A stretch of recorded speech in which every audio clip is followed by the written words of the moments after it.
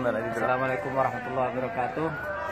Ini akhi, kita kedatangan, ini serangan balik aslinya ceritanya. Kemarin saya datang ke studionya Akhi Shogir kami, Guyonan Santri. Ini tepatnya ya, kalau mau dilihat mulai dari Nabi Adam, ini masih keturunan Bani Adam. Lebih mengerucut lagi, ayahnya beliau ini dengan ayah kami itu sama, ibunya ketepaan berarti itu. Ketepaan, ibunya juga sama. Ini kalau ngomong istilahnya orang sarungan itu ya liat bisa lium. Sakit langsung. Sakit berarti. Itu dosa liat lium itu karena dari segi apa? Ya. Dan sekarang ini saya mau mengorek-ngorek tentang masalah apa? Karya Guyonan Santri. Setahu saya apa beliau sekaligus ayah saya juga ini kayaknya jauh dari dunia seperti ini nih. Sekarang putra-putranya kok sekarang bisa berbalik 1000% derajat ini.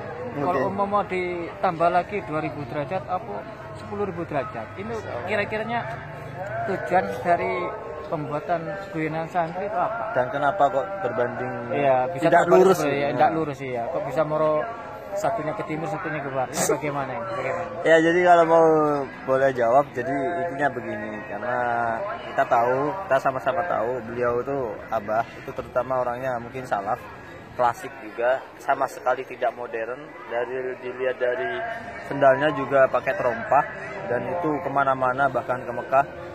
Memang apa namanya ya, nuansa-nuansa klasik, nuansa-nuansa salafnya dipertahankan begitu rupa lah intinya. Dan soal media, beliau memang seperti almarhum abah ini sepertinya memang menjauhi media, terutama nih yang kita tahu televisi di rumah. Kita tahu tuh menghidupkan televisi saja itu biasanya kita sembunyi-sembunyi, kadang nunggu almarhum atau abah itu keluar kemana gitu kan, karena memang anti televisi.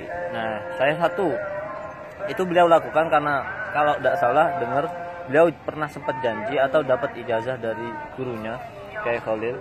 Kiai Khalil. Sepertinya Kiai Khalil karena itu barengan sama Kiai Ridwan. Kiai Khalil mana itu? Kiai Khalil Nawawi. Kiai Khalil Nawawi Sidogiri. Pondok pesantren yang besar yang salaf itu, yang jumlahnya ribuan itu. Iya, itu kakaknya Kiai Hasan itu. Betul. Kalau tidak salah beliau mengijazahkan jangan ada televisi atau kalau bisa jangan nonton TV di rumah, bahkan keluarganya juga. Itu diijazahkan sama kalau tidak salah Ustadz Ridwan, Kiai Ridwan juga di sebelah rumah.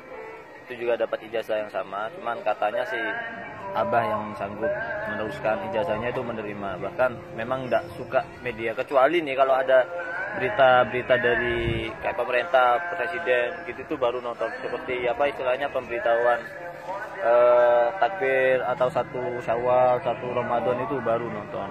Nah, terus juga sebenarnya gini, karena kan kita abah saya dan saya itu kan bukan beda guru ya, memang gurunya yang diterima beliau seperti itu. Guru saya ya abah saya juga guru, cuman yang buat yang pas ke saya kan kadang juga ada pas-pasannya gitu. Kalau kita ikut maksa niru itu kayaknya kita tidak sanggup. Bisa stres kita bisa gimana gitu. Kalau kita larikan kepada ayat Al-Qur'an, la nukallifu nafsan illa semampu kita gitu. Apalagi kan ada hadisnya juga.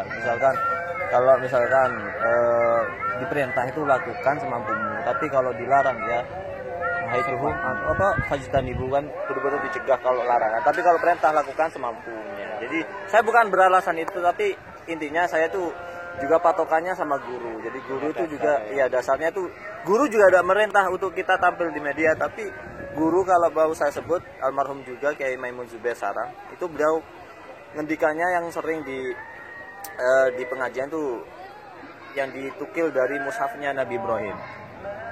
Suhufi Ibrahim wa Musa. Jadi Nabi Musa selain punya Taurat juga punya suhuf. Nabi Ibrahim juga punya suhuf. Nah, suhuf Nabi Ibrahim itu kalau tidak salah satu aja yang tidak lengkap. Kalau tidak salah gini, alal akil ayakuna arifan di zamanihi. Orang yang berakal itu mestinya arif. Ya, arif bukan mengikuti, bijak dalam melihat situasi zamannya sekarang. Kalau kita misalkan maunya seperti klasik-klasik dulu, ya mohon maaf ya, bukannya tidak laku, tapi memang kurang.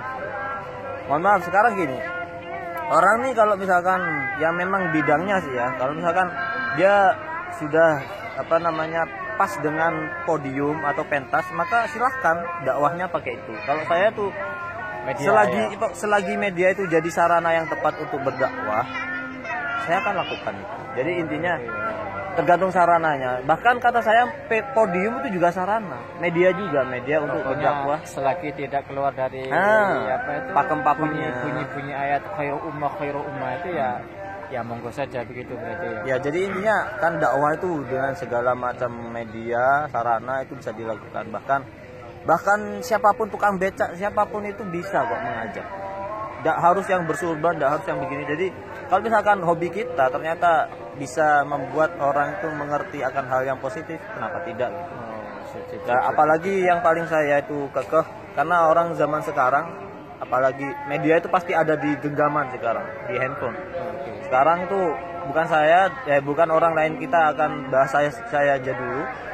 Bangun tidur ya HP, sebelum tidur ya HP, bahkan nih ekstrimnya ke kamar mandi juga HP, kemana-mana itu sekarang orang ketergantungan HP. Jadi di situ celah di mana saya itu bisa memberikan konten lah. Siar nah, ada siar. Kalau bahasa siar saya terlalu tabu ke saya. Maksudnya tidak terlalu gimana saya. Orangnya pokoknya di situ celah saya bisa tampil untuk mungkin bahasanya mengajak lah. Oh ini loh kehidupan pesantren. Oh ini loh yang mungkin Anda kurang tahu gitu di kehidupan saya. Mungkin itu.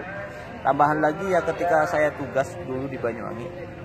Abah itu tahu kalau saya itu memang suka motret, suka apa. Tapi Abah itu bilang suka dokumentasi. Sebenarnya almarhum tuh kan suka dokumentasi, cuma tidak ditularkan. Coba kita sepakat bahwa beliau tuh banyak albumnya kan. Nah, tapi tidak ditaruh di dinding, tapi albumnya banyak karena memang beliau sebenarnya suka foto. Nah, makanya mungkin itu darah yang mengalir ke saya sedikit, tapi buat saya dimatangkan lagi gitu. Nah, ini semisal dengan karya jenengan dengan karya Guyonan Santri itu, ketika sampean di balik layar membuat karya Guyonan Santri, keluh kesahnya, senang dukanya itu apa saja yang dirasakan? Jelas, ini kalau misalkan dukanya aja ya, dukanya itu karena kalau misalkan soal mohon maaf materi jelas, jangan mengharap materi kalau misalkan sampean itu mau melakukan sesuatu yang baik, karena ketika sudah dari awal sampean materi itu cepat sekali untuk gulung tikar dan kekecewaan pasti akan cepat datang.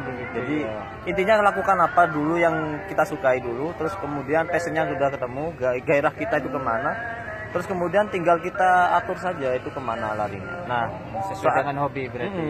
Misalkan sedihnya atau susahnya bikin video Guyonan Santri itu ketika pemain-pemain sudah mulai bosan, pemain-pemain sudah mulai jenuh, sudah mulai capek, apalagi anak kecil tuh dikontrolnya susah loh. Kadang kalau tengkar tuh waduh itu kacau. Untuk bisa meningkatkan daerah yang down bisa up lagi itu bagaimana Sultan ini? Kiat-kiatnya itu bagaimana? Ya kalau misalkan ya dibikin ini sebenarnya anak-anak itu pas syutingnya yang males, tapi ketika hasilnya sudah jadi mereka tuh puas ya. Jadi jangan kecewakan mereka dengan hasil dengan pas lagi syuting secapek itu kemudian hasil videonya wah gitu kayak enggak pas. Jadi gini sebenarnya imbang. Jadi di kitanya dulu kita maksimal ngerjainnya meskipun capek videonya tapi hasilnya memuaskan, seimbang gitu, stabil. Jadi mereka juga anggaplah masih mau untuk bikin, sampai 2 tahun saya kan bikin itu.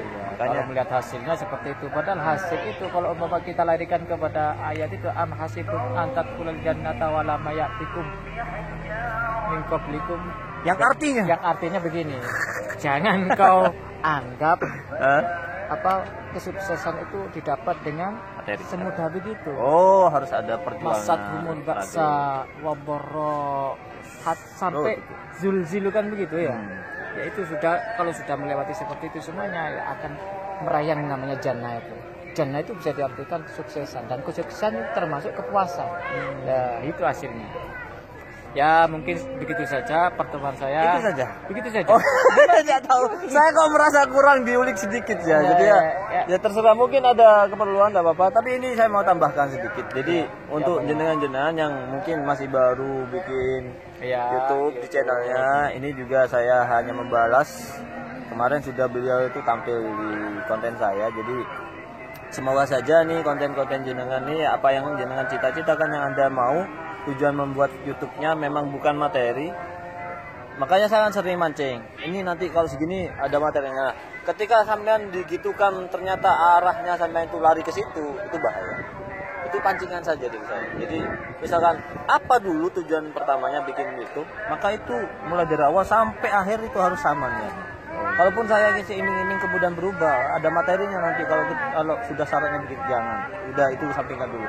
Karena selama ini saya bikin video tapi juga, kalau umpama nanti ada bonus itu kita itu bonus, jangan usah nolak dong. Tidak nolak. Berarti kan memang Allah Subhanahu Wa Taala tidak melarang hambanya jadi orang kaya, kan tidak dilarang. Tidak dilarang, tapi kan tujuannya awal itu jangan sampai berubah. Paling tidak itu tujuan yang kesekian lah.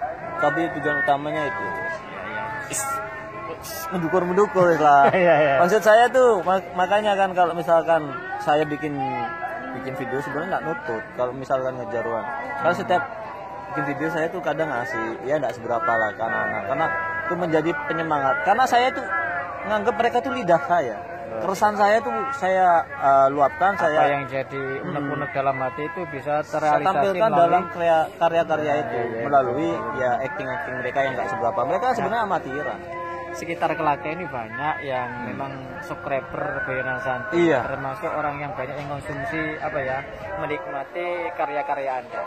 Iya. Termasuk di sini nih banyak lingkungan sini nih. Apa dipaksa sama antum? Tidak dipaksa. Bahkan saya itu KM-nya di sini juga termasuk subscriber penikmat Boyonan Santi. Maka dari itu kalau umpama data yang seperti ini, ya ini menurut saya ya termasuk menjadi kebanggaan di lembaga sini. Mungkin seperti itu mungkin saya.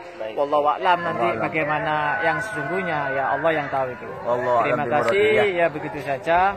Makasih sudah mau diundang. Ya, istilahnya ini kalau umpama diibaratkan dengan kaum sarungan itu, kunjungan saya ke Boyonan Santi itu saya jadikan band. Dan ini sekarang dia melunasi band. Berarti kita sudah satu-satu berarti. Tapi paling kalau misalkan saya mau undang lagi kan mau. Oh boleh. Kapan saja. Asia begitulah kan. Asia pakai shot ya. Kalau anak santri pakai kopiah PC begini ya harus pakai shot, bukan sin. Kalau sin itu ya anak Jakarta sana. Asia begitu ya. Oke. Kafaroh majelis. Ya terima kasih telah mengikuti kami. Jangan lupa komennya yang positif. Termasuk like-nya juga, subscribernya. Yang saya utamakan lagi. Bisa nyambung lagi dengan subscribe, berarti Saman akan selalu menikmati karya-karya kami. Karya Boyonan Santi, karya yang masih amatir ini. Butuh dukungan dari antum semuanya. Terima kasih. Wassalamualaikum warahmatullahi wabarakatuh. Kafaroh majelisnya di dewe-dewe, dengerin dewe-dewe.